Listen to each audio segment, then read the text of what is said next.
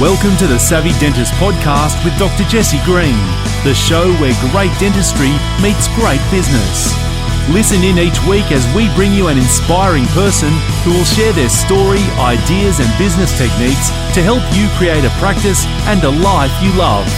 And now introducing your host, Dr. Jesse Green. Hello everyone, it's Jesse Green. Welcome back to SavvyDentist.com and to the Savvy Dentist podcast. It is great to have your company for another episode of our show today.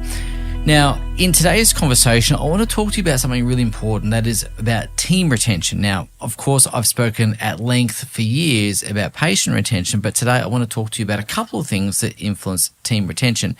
And we all understand that recruiting in today's marketplace is a little more challenging. There's a lot of people advertising and unemployment is at a record low. There's full employment. And so trying to find people is one thing, but it makes sense that if we've got good people, we really want to hang on to them as well. So I want to talk a little bit about team retention and a couple of things that will influence that for you. Now, before I get on to a conversation about team retention, I do want to talk to you about an initiative that is really near and dear to my heart, both metaphorically and physically. Some of you will be aware that recently we interviewed Greg Page, the original Yellow Wiggle. And in that podcast, he spoke about the Heart of the Nation initiative, which he's launched. And he launched that after he'd had his own heart attack. You probably saw in the news that they were doing an OG Wiggles concert. Greg walked off stage, collapsed in cardiac arrest. Now, the good news is there was a defibrillator on site at the theatre in which the Wiggles were playing. And the second bit of good news is that there was a nurse there, a cardiac nurse, who was at the show, who was able to administer the shocks and CPR and other things, and Greg's life was saved. But it would not have been saved had there been no defibrillator. And since that event, Greg's been on a mission with his foundation, which is called Heart of the Nation, to find all the defibrillators in the community and to make sure that they're registered so that they become not only visible but accessible in the event that someone in the public domain has a cardiac arrest. So if you're walking down the street with your nan, your mum and dad, whoever it is, and they go into cardiac arrest, you want to know where the defibrillator is, right? You want to know that you can access it and administer CPR, including shocking the patient if needed. And so to do that, you need to be able to find that defibrillator really quickly because time is always of the essence with these things. And so what Greg has been on a mission to achieve is to find all these defibrillators and register them. And so I've really believed that as dentists, a lot of us have defibrillators in our practice, that we can all get on board with this because we can register our defibrillators and make sure that they are both visible and accessible in the event that someone has a cardiac emergency. Now, I hope, of course, that no one ever needs to use our defibrillator. That would be the happiest thing in the world. But the reality is that one day someone might. And if that's the case, I want them to know where our defibrillator is. I want them to come running in and grab it. And of course, we can then help that.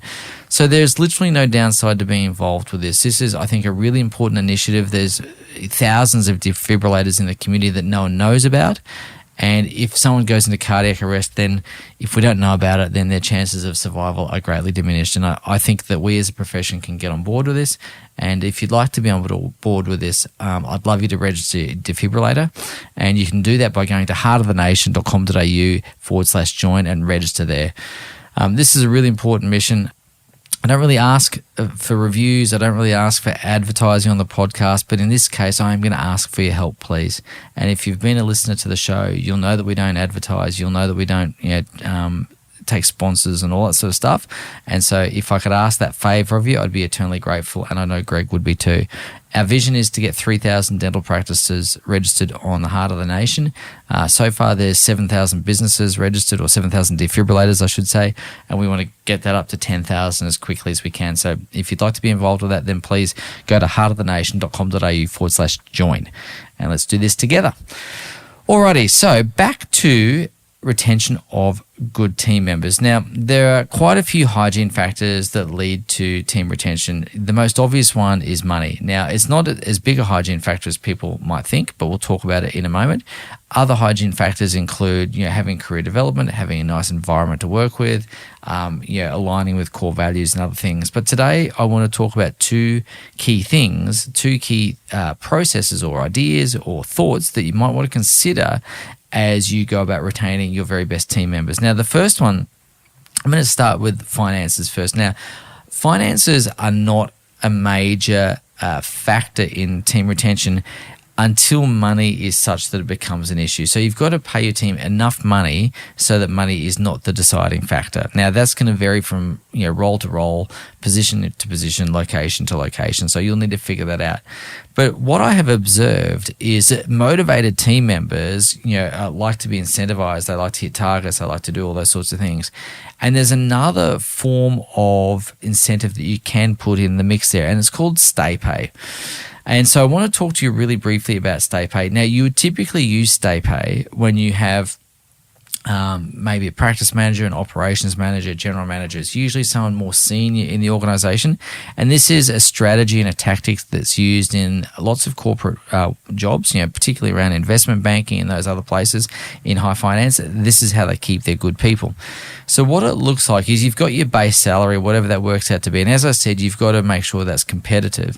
But if you want to retain people and you want to do that through retention bonus or whatever it happens to be, the way that would work is, let's just say you've got over 3 years, you want to pay your team members a bonus of say $60,000. You might break that into 3 lots of $20,000. The way it works is the first year you would break down you'd break down each of those $20,000 to be delivered over a certain number of years. So the $20,000, you might get $10,000 in the first year, $5,000 in the second year, and another $5,000 in the third year. So in year one, the bonus would be half of the $20,000, which is $10,000. In year two, they'd be qualifying for half of the second $20,000, so $10,000 there, but they'd also get $5,000 of the previous $20,000, and so they're going to get a total of $15,000 bonus in that next year.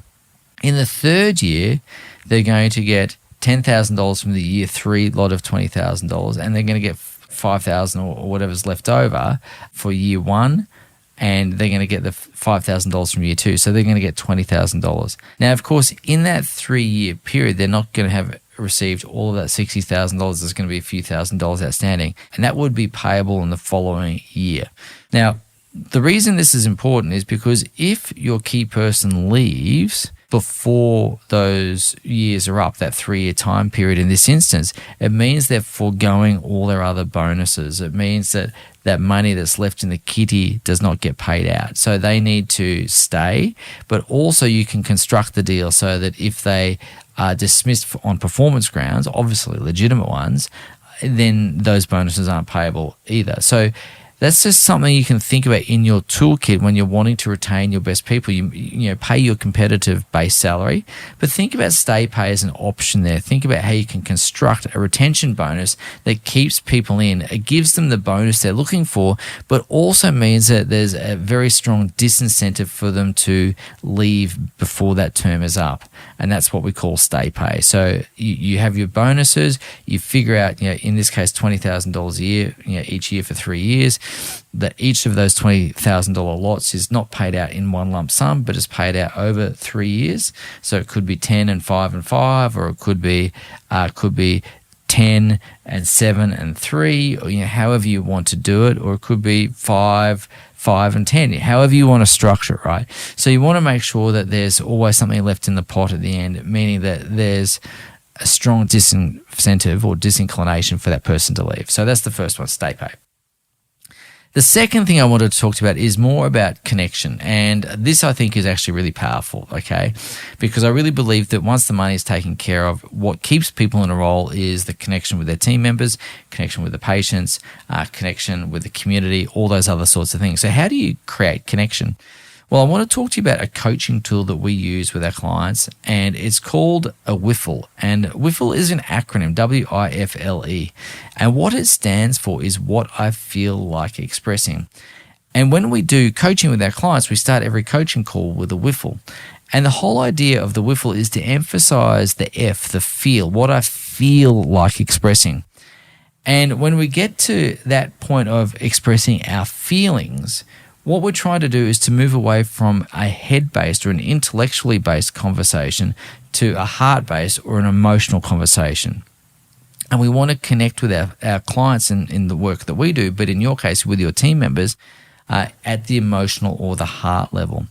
And what that creates is a space of vulnerability. And if we're going to have these conversations, it's really important to try and move beyond that surface level chat. If you want to create a meaningful connection with someone, you've got to be prepared to be vulnerable. And Brené Brown, in her work, the great social researcher from the University of Texas, one of my favorite authors of all time, says that connection is what gives meaning and purpose. And the key to creating connection is to be vulnerable.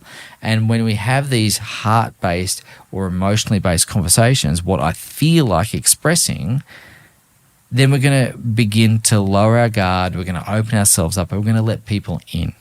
And when we let people in, we create connection. And when we create connection, we create relationship. And when we create relationship, we create retention of our team. It's a really, really powerful conversation, and it's a really powerful concept. And what I would say to you is there's a natural tendency for those of us who are a little more reserved. I'm fairly introverted. I'm pretty shy. And what I've been very adept at over the years is to keep my guard up, to kind of use a very superficial type of conversation. It's almost like the frothiness of a cappuccino. It's all lovely and frothy and bubbly, but there's not much substance to it. We've got to go a little bit deeper. And you can tell if someone's giving you a head-based conversation versus a heart-based conversation when they start the conversation with, I think this, or I think that. And what's really interesting is, you can pull people up and say, well, that's really great that you think that, and thank you for sharing that. I'm really interested in what you're feeling. And we want to create an ability and a space for us to have those conversations. And when we can create that space and we have those conversations, as I said, you're going to create connection. You're going to create connection. And again, according to Brené Brown and her research, connection is what gives meaning and purpose to human life. And that connection will create relationship. And as I said, relationship creates retention. So again, that's a second factor that drives team retention. A third factor is the ability to learn and develop. Now, in many businesses, we talk about career progression. And in a dental practice, career progression is sometimes a little bit limited because there's not a huge organizational structure. There's not 7 layers of org chart there. And so, we know that career progression is a hygiene factor for team retention. But in the absence of 7 layers of an org chart, what we really are going to focus on is learning and development. And so while there might not be promotions aplenty through the org chart, we can continue to invest in the learning and development of our team. Now, of course, it could be job related, which makes sense. We're going to learn how to be the best dental therapist or receptionist or hygienist or DA or dentist or whatever it is that we can be on the team, right? So there's role-specific education. That's great. But I'd also encourage you to think a little bit beyond role-specific education. You could look at communication skills. You could look at coaching and counseling skills because they're really useful in team development. You could look at even fun skills like learning to cook or doing some things like that as a group of people. So creating those opportunities to learn and develop is a really, really fundamental thing. Now, of course, when we work with our clients, we're creating lots of opportunities for them to learn and develop. And some of the things that we did when we were in Disneyland was an exercise where we had it was a game actually, and we had to have the team try to figure out what the leadership team were asking of them without any communication. And you can appreciate that it all went sideways pretty quickly. But then we learned more about communication skills. We learned more about that. Now, of course, those are role-specific trainings, but they're also life-specific trainings as well, because communication is a skill that is really transferable in all that we do. So I guess the 3 things that I'd really encourage you to focus on today is, one, that addresses the finances. We need to have that baseline pay being adequate and taking it off the table. Then if we want to retain people, yes, you can use bonuses and incentives, but you might want to consider stay pay for your senior people in your team with that structure that I mentioned to you. The second thing we spoke about was the whiffle, what I feel like expressing, and using that feeling and creating that space to express it as a means of creating personal emotional connections with each of our team members. And when we have a team that's tight like that, you can feel it. The culture is rock solid. People care for one another. People know what's going on in each other's lives, not in an intrusive way, but if someone's having a bad day or celebrating something, then we can either give them a bit of a metaphoric cuddle or we can give them a metaphoric metaphoric atta-girl or an atta-boy or whatever it needs to be. And then the third thing that we spoke about, of course, was training and development, whether that's role-specific training development and or things that are transferable outside the practice, in lieu of progression through an organizational chart. Now, if you happen to have an organizational chart that's 7 layers deep and there's plenty of career progression, that's awesome. That's great. Still also include the learning and development. So, as I said, these are 3 things you might want to consider when you're looking to retain your very best people. Recruiting at the moment, it's a tight labor market. Now, what we've found with our recruitment strategies, we've built out a very particular recruitment structure and strategy, which we call the talent pipeline. And we've found that, we can still recruit good people in this market, but it still pays to retain your best people, right? It's always good to retain your best people because every time you lose a good person, it impacts your productivity. It means you just got to go through the training process again and again. And if we can avoid all of those headaches, well, then why wouldn't we? And it's really simple to introduce some good retention of team strategies into your HR policies, into your leadership structures, and so on and so forth. So anyway, I hope you find that helpful, and let me know how you go with that. And I'm keen to get the updates and see how you go once you implement it. So for now, have a great day, and I look forward to seeing you on the next episode of the Savvy Dentist Podcast. Bye for now. Thank you for listening to the Savvy Dentist Podcast. For more episodes, go to drjessiegreen.com/savvydentist. And to discover how to build a high-performance dental practice, visit drjessiegreen.com and download the free report.